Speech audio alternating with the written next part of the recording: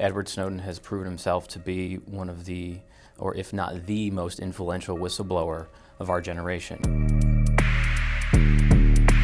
Hi, I'm Nick Gillespie with Reason TV, and today we're talking with Trevor Timm. He is the executive director of the Freedom of the Press Foundation, which is one of the groups that is pushing for a pardon for Edward Snowden, right as the new movie by Oliver Stone about Edward Snowden comes out. So Trevor, thanks for talking to us. Thanks for having me. You're pushing for a pardon for Edward Snowden. Why are you doing that, and why now? Well, I think that Edward Snowden has proven himself to be one of the, or if not the most influential whistleblower of our generation. When we look back at the 3 years since he came forward, the amount of change that has happened with the U.S.'s surveillance system, the fact that courts ruled it unconstitutional, directly related to his disclosures, the fact that Congress passed first intelligence reform since the 1970s, he has had an enormous impact on how Americans view privacy. Why would the president that he, kind of unmasked, why would he ever pardon him? Well, I think that President Obama right now, as he's winding down his presidency, is probably looking at his legacy. And one of the most disappointing aspects of his presidency has been his treatment of whistleblowers and the fact that they've prosecuted more leakers in history than any other administration. And, he himself has said that this debate that Snowden sparked has made the country stronger. And, it's certainly an outside chance that he's going to get pardoned.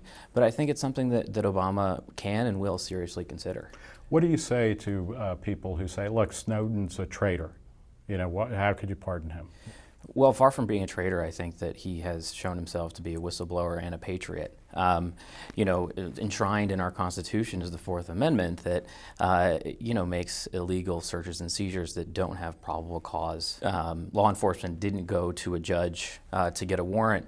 And with the mass surveillance program that Snowden revealed, where, the U.S. was collecting every single phone record of every single American, whether they were guilty or innocent, that's just not how we operate in this country. And Snowden really exposed that the government was the one that was violating the Constitution, and I think we should be thankful for it. Do you think, have his revelations and the changes in programs that have been made, have they weakened national security? And if they have, is that the price we pay for actually not just living or believing in a free society, but actually insisting on a free society? Well, I think there's two aspects to that question. One, the NSA had to come out and basically admit that their mass surveillance program, their phone collection program with every single phone call in their database of every single American, never stopped any terrorist attacks. Beyond that, I think we do recognize that we don't give the police or the federal government full authority to barge into our house whenever they want or to read our email. And that if they were to do that, yes, they might solve more crimes, but we lose a lot of our freedom and the rights as Americans. And so, when Edward Snowden is sticking up for these rights, it's not just about, do we stop an attack or stop a crime from being committed? It's about, how we treat each other as Americans and how we want to live in dignity. Does the Snowden movie help your case in terms of treating Edward Snowden as a patriot, and do you think it'll help in terms of generating interest in a pardon? Yeah, I think the movie is definitely going to help with a lot of people who may not have heard of this story before.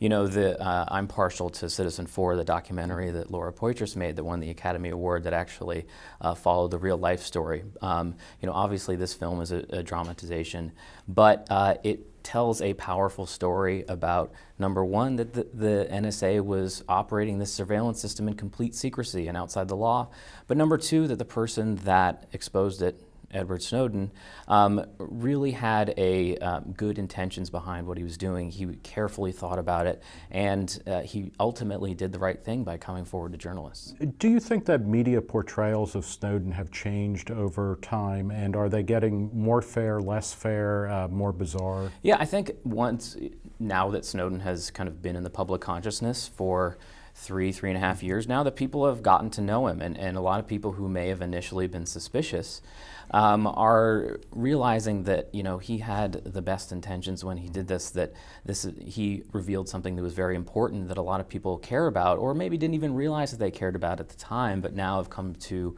the realization that privacy online is very important.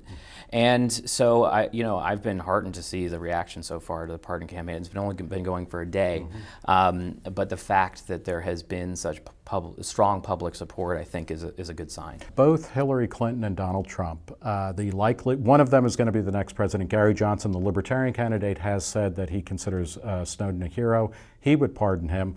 Leaving that aside, who is the best president to be elected for Edward Snowden and, more broadly and more importantly, for questions about state surveillance and transparency? I think that's a hard question to answer because the candidates are all over the place when it comes to surveillance. Donald Trump has talked about how Snowden is a traitor, and Hillary Clinton has criticized him in the past, but then they both, in other cases, talk about how there shouldn't be surveillance of Americans going on without suspicion. I don't know if it's necessarily a one choice or the other when we're talking specifically about Snowden. I think a pardon from either of them is quite a long shot. What about transparency as a broader issue? Because that's the one thing, and even Obama, it seems the one thing governments won't say is, oh, you know what, now that we live in a new world, we're actually going to behave differently because we're going to get caught. Do either of these candidates seem particularly good on the issue of transparency? Well, Donald Trump in particular has been unbelievably awful when it comes to press freedom, for example. Kicking reporters out of their rallies, telling them that he wants to sue them. But I don't think either of the candidates have necessarily been beacons of transparency. The Clinton campaign, too, has been, a lot of their scandals have been caused by the fact that they stonewalled and avoided the Freedom of Information Act for 4 or 5 years, and they may not be in the position they're in now if they had just complied with transparency in the first place. So do you think, in the end, maybe this is a way of talking about it, that we can never rely on an individual person in government, especially the president, necessarily be transparent or not, and it's really going to come from the demands of the governed? Oh, I think that's absolutely the ultimate lesson that we've learned from the Obama administration. Back when he was campaigning, a lot of transparency advocates were overjoyed because he kept talking about this issue a lot, that he was going to be the most transparent administration in history. And a lot of those issues, he's done a complete 180. And there's been a lot of disappointed and dejected people in the transparency community because of that. And so that's why it's extra amazing to see people like Edward Snowden coming forward, kind of forcing transparency where the government kind of let down on their promises. Well, we will leave it there. We have been talking with Trevor Timm. He is the executive director of the Freedom of the Press Foundation, part of a wide alliance of people pushing for a pardon for Edward Snowden. Trevor, thanks for talking to Reason. Thanks a lot.